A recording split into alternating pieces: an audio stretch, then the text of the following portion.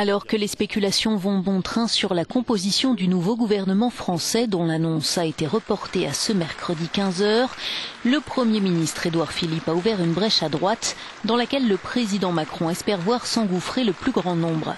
Les explications du secrétaire général du mouvement présidentiel. Le 6 avril, Emmanuel Macron a parlé de rassemblement et de renouvellement.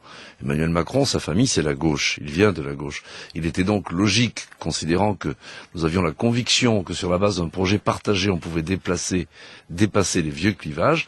Il était assez logique qu'un homme qui vienne plutôt de la droite soit nommé Premier ministre. Aussi complexe soit-il à composer, le premier gouvernement d'Emmanuel Macron pourrait bien être éphémère. Les législatives des 11 et 18 juin risquent fort en effet de rebattre les cartes et le président devra s'adapter, comme l'explique cet analyste. S'il y a beaucoup de députés En Marche et socialistes élus, il y en aura plus au gouvernement.